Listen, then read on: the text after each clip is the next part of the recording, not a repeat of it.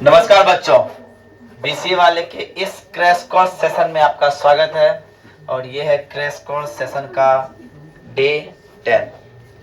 और पिछले 9 में हमने वास्तविक संख्या, द्विघात बहुपद, दो चर वाले रैखिक समीकरण, द्विघात समीकरण और अर्थमेटिक प्रोग्रेशन एपी समांतर श्रेणी को पढ़ा और इनके बारे में फुल्ली कॉन्सेप्ट को जाने और इनसे रिलेटेड जितने भी प्रश्न थे वो भी हम लोग प्रीवियस प्रश्न को किए हैं। और आज जो चैप्टर चालू करने जा रहे हैं उसका नाम है निर्देशांक ज्यामिति। मतलब ये कि हम जानते हैं और कि हमारे पास किसी पेपर की बात करें तो पेपर कैसा होगा, उसमें एक्स एक्सिस होगा और वाई एक्सिस होगा। मान लीजिए हम यहाँ पे दिखाए हुए हैं कि इस तरह से एक लेटी हुई रेखा है, एक खड़ी रेखा है। और लेटी हुआ रेखा क्या बोलते हैं? इसको भुज बोलते हैं। क्या बोलते हैं?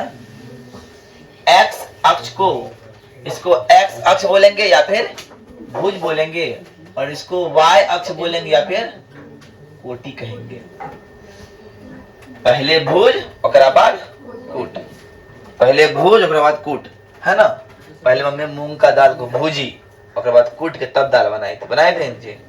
तो पहले भूज ओकरा बाद कूट, मतलब पहले जो होगा x तब होगा y, पहले होगा x तब होगा y। तो मतलब पहले जब भी पहले अगर मान दिया रहा है तो x अक्ष का मान दिया रहा है, भुज का मान दिया रहता है, और दूसरा मान जो है वो कोटि का दिया हुआ रहता है। ये बात हमें जानना चाहिए। अब आपको एक बात समझ में आती होगी कि हम जानते हैं कि प्लस कैसा होगा, ऐसे प्लस होता है। ये क्या है? प्लस दिख रहा है, मतलब आपका दायां हाथ और ऊपर की ओर। बोलते हैं शुभ काम दाहिने दाहिने हाथ से शुभ काम किया जाता है। शुभ मतलब क्या? विकास की ओर। शुभ मतलब क्या? विकास की ओर। दायां हाथ विकास की ओर है और ऊपर की ओर कुछ दिखाते वो मतलब पॉजिटिव हो रहे, बढ़ रहे हैं, तरक्की कर रहे हैं, तो वो भी क्या हो गया? पॉजिटिव। मतलब ये कि दायां हाथ और ऊपर जब भी हो तो क्या होगा? पॉजिटिव होगा, और बायां हाथ और नीचे क्या होगा? नेगेटिव होगा। इतना बात हमको ध्यान में रखना है। बात समझ में आ रही है? तो अब इसमें हमको एक्सिस जानना है। एक्सिस जानने के बाद चतुर्थांश का ज्ञान यहीं से होता है। ये जो आपको दिख रहा है प्रथम, द्वितीय, तृतीय, चतुर्थ, यहां से चतुर्थांश का ज्ञान होगा। इस चतुर्थांश को बोलेंगे प्रथम चतुर्थांश, इसको बोलेंगे द्वितीय चतुर्थांश, इसको बोलेंगे तृतीय चतुर्थांश, इसको बोलेंगे चतुर्थ चतुर्थांश। चतुर्थ चतुर्थांश बोलेंगे। अब बात समझिए। प्रथम चतुर्थांश आपको दिखता होगा ए भी, एक्स भी प्लस, वाई भी प्लस। अब बताइए इसमें दोनों प्लस है तो एक्स वाला कौन तो प्लस है, वाई वाला कौन तो प्लस है? जो पहला वाला प्लस होगा ओकरा हम बोलेंगे x वाला प्लस, और जो दूसरा वाला होगा वो y वाला प्लस। बात समझ में आ रही है? पहला वाला को x का प्लस, मतलब पहले जो संख्या रहेगा वो क्या है? x है, भुज है, और बाद में जो संख्या वो है y है, कोटि है। पहले जो है वो क्या है? भुज है, और बाद में जो है वो कोटि है। और इसमें आपको दिखता होगा माइनस प्लस, मतलब पहले क्या लिखते हैं? माइनस, तो x का लाइन है ना, क्या है? माइनस, इसलिए ये है माइनस, और y का लाइन क्या है? प्लस, तो प्लस। अब ए भी माइनस, ए भी माइनस, तो ई वाला पहला माइनस, दूसरा भी माइनस, और इसमें पहला प्लस, दूसरा माइनस। इससे हो गया मेरा चतुर्थांश का ज्ञान। अब चतुर्थांश का ज्ञान हो गया तो कोई हमको सवाल दिया कि 2√3 माइनस 3√5 ये कौन सा चतुर्थांश में है? कौन से चतुर्थांश में है? तो आपको दिखता होगा पहला वाला में क्या है? प्लस, और दूसरा वाला में है माइनस। तो पहले प्लस, पहले प्लस, पहले प्लस, यहाँ दूसरा माइनस यहाँ। तो मतलब ये कौन चतुर्थांश है? चतुर्थ चतुर्थांश का भाग है। क्या है? चतुर्थ चतुर्थांश का भाग है। अगर ऐसे दे दिया, इसमें बोला कि भुज कौन है, भुज कौन है, भुज कौन है, तो सर भुज होगा 2√3। कहा कि पहले जो होता है वो भुज होता है, दूसरा जो होता है वो कोटि होता है। बात समझ में आ रही है? अरे आ रही है बात समझ में? पहले जो होता है वो क्या होता है, भुज होता है, और बाद में जो होता है वो क्या होता है, कोटि होता है। कोई दिक्कत? ये भुज और कोटि का पूरा लफड़ा समझ में हमको आ गया। और आपको दिखता होगा, जानते हैं सर हमको निर्देशांक पढ़ना क्यों पड़ा, क्यों हम इस चीज को पढ़ रहे हैं, है ना? अब हम पढ़ना है, अब समझिए पहले हमारा ये बोर्ड है, इसका ये एक्स एक्सिस है और इसका ये वाई एक्सिस है, और इस भाग में हम यहाँ कुछ लिखते हैं, इसका पोजीशन कैसे बताएंगे, इसका पोजीशन क्या है? इसका पोजीशन क्या हम किसी को बताएं सबको समझ में आएगा? नहीं पोजीशन बोल रहा है, हम बोलेंगे बोर्ड के बीच में रेखा बिंदा है, तो यहां भी है, यहां भी कहीं पर होता है क्या ना? लेकिन एडजेक्ट बिंदु हम इस जगह बिंदु नाप के रख दिए, अब बिंदु मिटा दिए, अब तू जा यहां से चले गया पटना लेके, उसको खाली लिख दिए कितना इतना पॉइंट इतना है, वो आके यहाँ पे आएगा हाँ यही जगह बिंदु है, यही जगह बिंदु रखा होगा। तो ये पोजीशन का रिप्रेजेंटेशन करने के लिए हम लोग निर्देशांक पढ़ना पड़ा, है ना? तो अब मान लो यहां पे मेरा 5 मीटर है और यहां पे मेरा 3 मीटर है, तो हम लिख के इसको भेजेंगे कि मेरा निर्देशांक 5 और 3 है। क्या है? 5 और 3। अब बोर्ड ले जाएगा, अब बोर्ड पर से 5 सेंटीमीटर और 3 सेंटीमीटर निर्देशांक निकाल देगा, तो यही बिंदु उसको आएगा, तो बिंदु 1 बना सकता है क्या ना? अब फॉर एग्जाम्पल मान लो एक करना हमको यहाँ करना है और एक करना हमको यहाँ करना है, मशीन यहाँ है नहीं, छेद हमको करना है, एक छेद वहां करना है, छेद यहाँ करना है। अब मशीन मेरे पास है नहीं, तो मशीन बोर्ड को उठा के ले जाना पड़ेगा, है ना? चिन्हित करने वाला कोई जुगाड़ नहीं है, मान लो चिन्हित करने वाला कोई जुगाड़ नहीं है, तो हमने फीता से नापा, तो इसका निर्देशांक 2 आया और इसका निर्देशांक 3 आया, 4 आया, नाप के रख दिए। इसका निर्देशांक 10 आया और इसका निर्देशांक 4 आया, हम नाप के छोड़ दिए।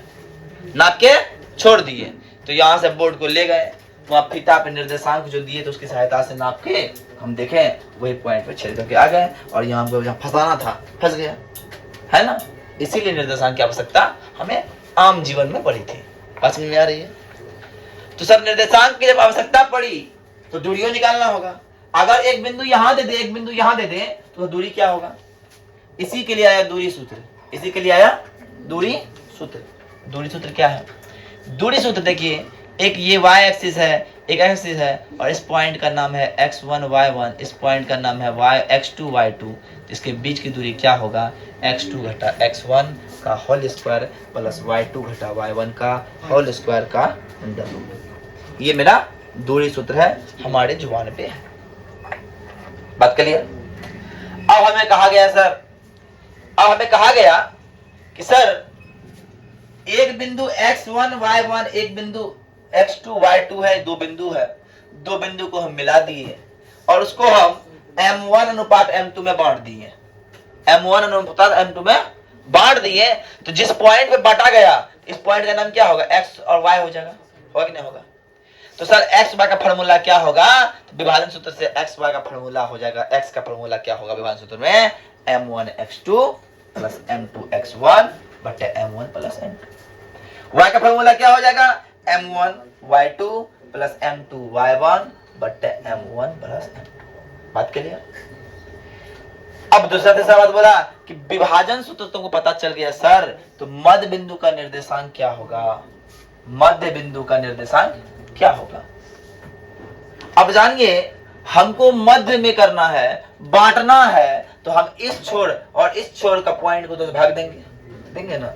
अगर हम मध्य बिंदु की बात कर रहे हैं तो हमारे पास एक पॉइंट x1 x2 है, एक पॉइंट y2 y1 है, x1 x2 y2 है, और इसका बीच में x1 प्लस x2 बट्टा 2 और y1 प्लस y2 बट्टा 2। ये मेरा बीच का निर्देशांक निकल जाएगा। ये कौन सा समझना है? और अंत में एक कौन सा आता है? त्रिभुज का क्षेत्रफल। त्रिभुज का क्षेत्रफल। बात समझिए, जब त्रिभुज का क्षेत्रफल 0 आ जाए, त्रिभुज का क्षेत्रफल 0 कब आएगा? जब ये त्रिभुज होगा ही नहीं, जब एक लाइन होगा सिर्फ। बात समझे ना? त्रिभुज का क्षेत्रफल 0 तब आएगा जब ये सिर्फ एक लाइन रेखा होगा। क्या इस रेखा कोई क्षेत्रफल है? इस रेखा कोई क्षेत्रफल नहीं है, इस रेखा कोई क्षेत्रफल नहीं है। इसका मतलब त्रिभुज क्षेत्रफल क्या होगा? जीरो होगा। क्या होगा? अगर त्रिभुज क्षेत्रफल जीरो आ जाए, ध्यान समझिएगा, अगर त्रिभुज क्षेत्रफल जीरो हो जाए, किसी तीन बिंदु से निकला त्रिभुज क्षेत्रफल जीरो हो जाए, तो हम उसको बोलते हैं संरेखी। क्या बोलते हैं? संरेखी। संरेखी मतलब क्या? त्रिभुज का एक कॉर्नर ये, एक कॉर्नर ये, एक कॉर्नर ये है, लेकिन तीनों कॉर्नर यही लाइन पे हो जाए, एक कॉर्नर यहां, एक कॉर्नर यहां, एक कॉर्नर यहां, क्या ये त्रिभुज बनाएगा? बनाएगा? नहीं बनाएगा, तो मतलब क्षेत्रफल भी नहीं होगा। मतलब ये कि जब त्रिभुज का क्षेत्रफल इतना का मान जीरो आ जाए, तो हम बोलेंगे ये त्रिभुज कैसा है? कोलिनियर है, संरेखी है। क्या है? संरेखी। इसीलिए हम लोग पढ़े हैं कि संरेखी होने पर, क्या करने पर? संरेखी होने पर त्रिभुज क्षेत्रफल बराबर क्या होता है? जीरो होता है। यहां पर लिख दीजिए, एक नोट पॉइंट डाल के डब्बा बनाते हैं।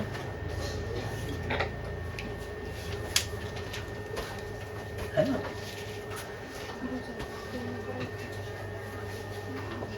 संरेखी होने पर त्रिभुज का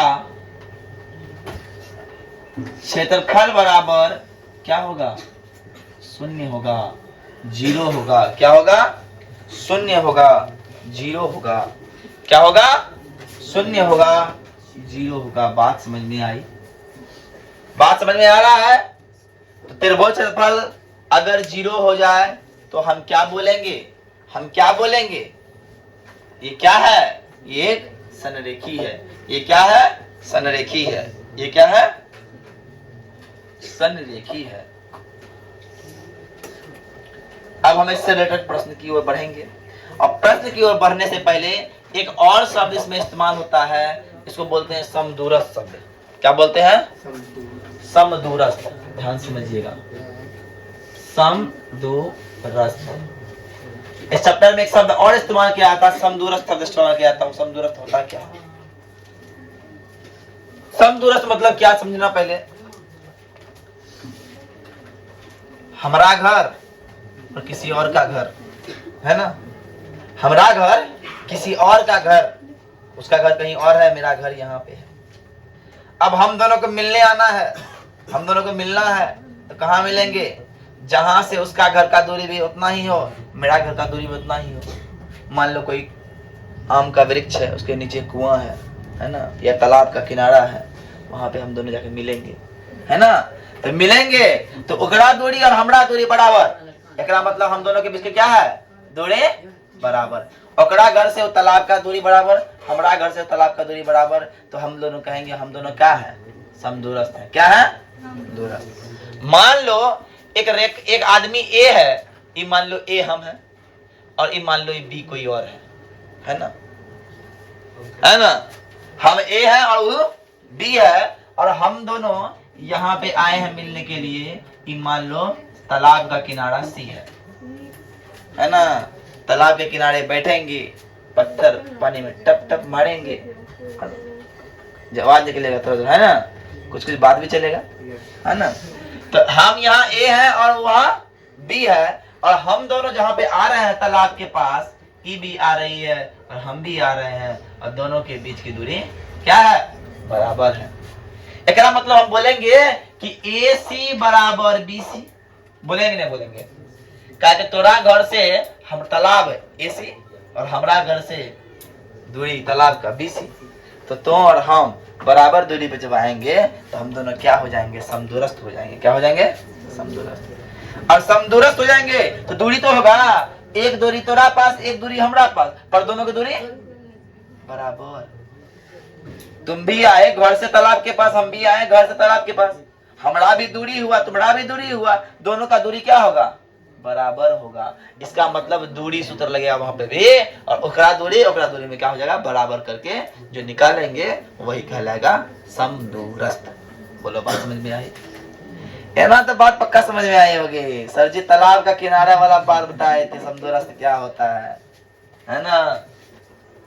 तो चलो यहां तक समझ में अगर आ गया तो थोड़ा सा इसको उतार तोलवे किया है। अब इस पर सवाल तवाल देखते हैं हम लोग, है ना।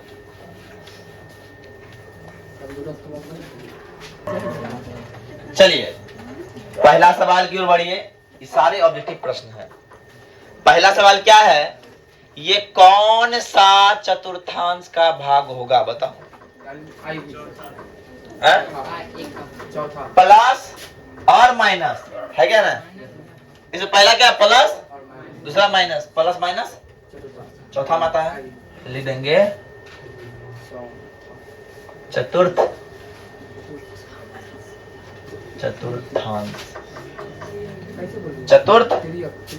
चतुर्थांश बोलिए, बात समझ में आई? बोलो बात समझ में आया कैसे हुआ। अब आते हैं दूसरा प्रश्न है। एक ये बिंदु दिया हुआ है, मतलब ये हो गया x1 और ये हो गया y1 और ये हो गया x2 और ये हो गया y2। हमको बीच का दूरी का फॉर्मूला आता है। बीच की दूरी का फॉर्मूला क्या होता है?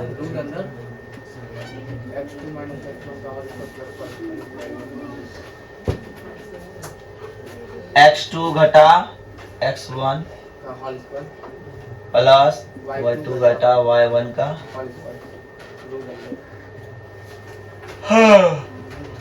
x2 कितना है? 0 घटा 2 cos थीटा का स्क्वायर प्लस y2 कितना है? 2 sin थीटा घटा 0 का स्क्वायर। 2 का स्क्वायर हो गया 4 cos स्क्वायर का cos स्क्वायर और 2 का हो गया 4 sin स्क्वायर का। दोनों में कॉमन आया cos square theta plus sin square theta बराबर, तो 4 गुना इसका मान कितना होता पता है ना?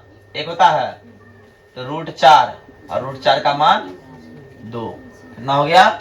2। कितना हो गया? 2 मात्रक की दूरी। कितना होगा बीच दूरी? 2 मात्रक। उतार लीजिए। नेक्स्ट वाला बताइए। तो बताना है तो हेलो देखो,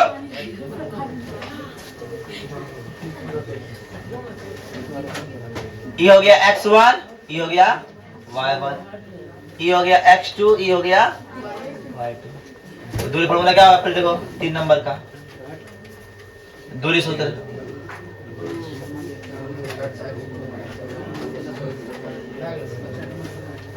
x2 घटा x1 का स्क्वायर प्लस y2 घटा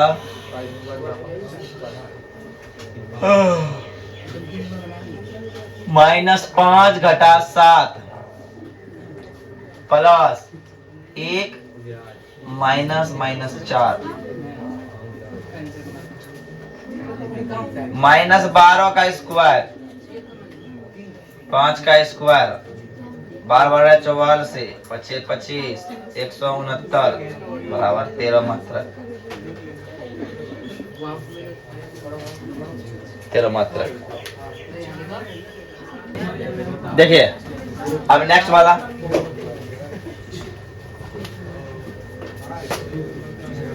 अब समदूरस्थ बोल रहा है कहां पे? x अक्ष पर। ध्यान समझिए, एक बिंदु A है, एक बिंदु B है। A है 5 और -2 और B है 3 और 2। दोनों आके पहुंच रहा है कहां पे? एक बिंदु यहां मिल रहा है जिसका नाम है पहला 0 और दूसरा y। सर पहला 0 होवे करेगा अगर देखिए y अक्ष बोल रहा है। अगर y अक्ष बोले तो x होगा 0, फिर x अक्ष बोले तो y होगा 0।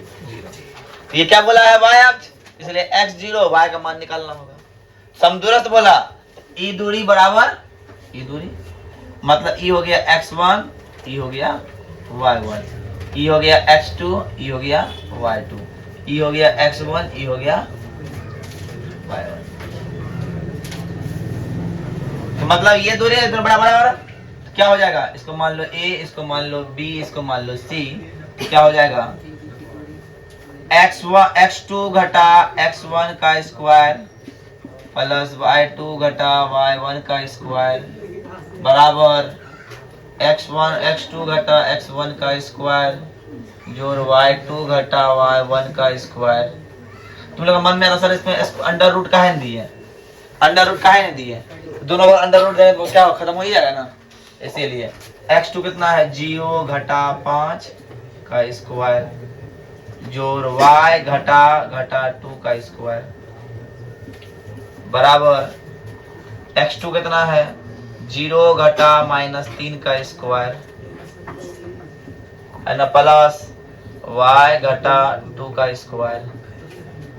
5 का स्क्वायर 25 बराबर y प्लस 2 का स्क्वायर हो गया ये। 3 का स्क्वायर 9 बराबर a square plus b square minus 2y2 है ना। 25 plus y square plus 2 square plus 2y2 बराबर 9 plus y square plus 4 minus 4y। तुम लोग का दिखता बहुत कुछ दिख रहा है कटता हुआ, और इसका भी मान 4 हो जाएगा ना, हो जाएगा ना 4 कटता हुआ क्या दिख रहा है y स्क्वायर 4 कट रहा है। अब देखो 25 प्लस 2 दूना 4y बराबर 9 माइनस 2 दूना 4y। कट रहा है कुछ नहीं कट रहा, ये माइनस में ही प्लस कटेगा नहीं, तो 4y माइनस प्लस 4y बराबर 9 घटा 25 है ना 9 घटा 25। इसीलिए y बराबर हो जाएगा -16 बटा 4, इसलिए y का मान हो गया -4। क्या हो जाएगा, पहला तो 0 है ये है और दूसरा हो गया -4, यही मेरा आंसर हो जाएगा, पहला 0 दूसरा -4। तर लीजिए, तर लो। देखिए x का मान निकालने बोलता है, अगर दिया है एक बिंदु P एक बिंदु Q, तो 2 नंबर या प्रश्न है तो उसको बनाना कैसे, सॉल्यूशन लिखिए।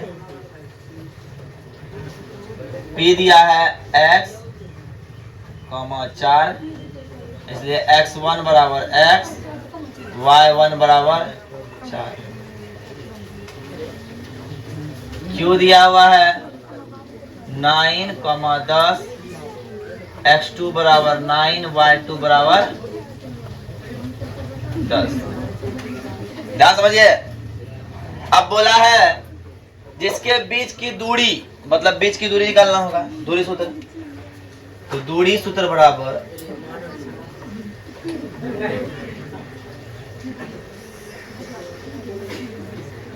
x2 घटा x1 का स्क्वायर प्लस y2 घटा y1 का स्क्वायर बटा का रूट अंडर, और दूरी सूत्र का है बेस की दूरी कितना दिया है 10 दिया है, और ये रूट इधर आएगा। समझिए स्क्वायर चेंज होके रूट होता है और रूट चेंज होके स्क्वायर होता है, तो रूट चेंज क्या होगा स्क्वायर हो जाएगा।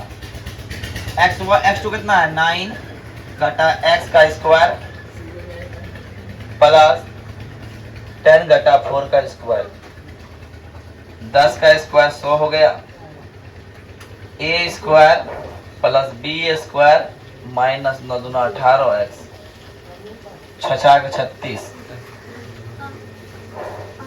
100 घटा 81 जोड़ 36 plus x square minus 18x है ना।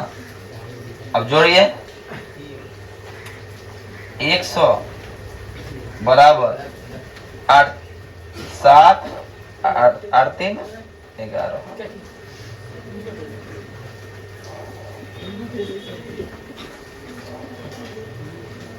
x square minus 18x plus 117 घटा 100 बराबर 0, इसलिए x square minus 18x plus 17 बराबर 0। गुणनखंड कीजिए, क्या हो जाएगा x square minus 17x minus x plus 17 बराबर 0। दोनों में कॉमन 17 आ गया, x 17 x कॉमन आ गया, x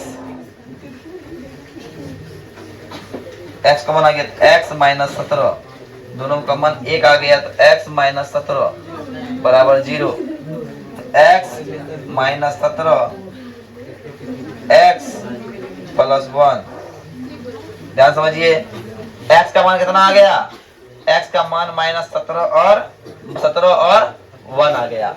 तो बीच की दूरी या तो x का मान क्या होगा?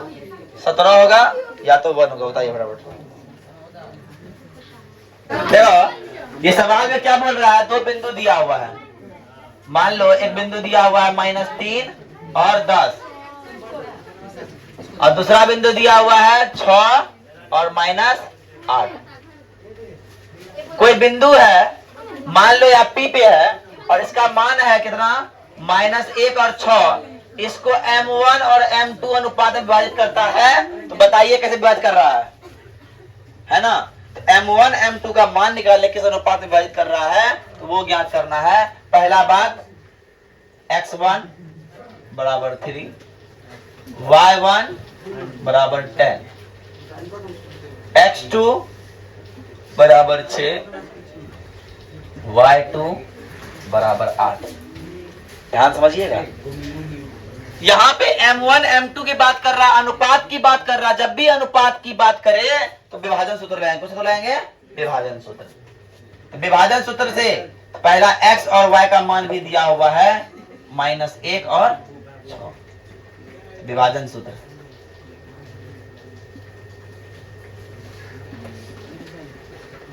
x y बराबर M1 x2 plus M2 x1 बटे M1